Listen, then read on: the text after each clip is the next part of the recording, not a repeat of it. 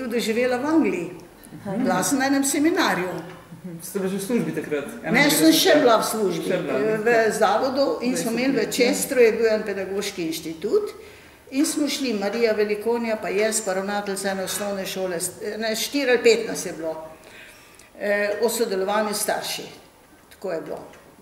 In ker smo mi imeli v vrtcih tudi starše, so rekli, ne, še Levičnik, pa gre se ta rada hodi. To je bilo zmrtko. In mi pridemo v eno vas, mislim, jaz rekla, veste kaj, jaz grem pa v Trafiko kupiti eno razglednico, da bomo v zavod pa to, da bomo poslali. Prijem v Trafiko, pa prav tista, odkot pa ste vi? Ja, jaz sem rekla, iz Slovenije. Prav kaj, v 10 je Maša, ko molimo za vas. A si predstavljate, točno tako je rekla. V Chesteru We will pray for you, and so on.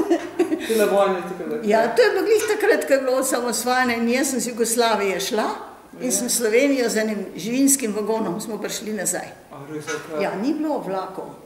Veš, kakšna je v Jesenicah je takole z mitraljezom stal. Kje so vzpodali živinski vagon? Ja, ne vem, tam v Rožu, ker ni osebnih vlakov ni bilo in so bolj rekli, edin, če hočete s temle tovornim vlakom, pa so nas tam strpali noter ven vagon.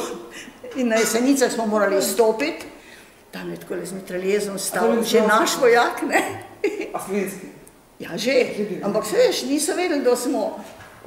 Tako da to je bilo prvo srečanje z novo državo. To je pa tudi dobra štorija, ne? Naša kasnejša zgodovina. Tako je šla gospod Levičnik, iz Jugoslavije. Je rekel, mi ob 10 imamo Mašo in molimo za vas.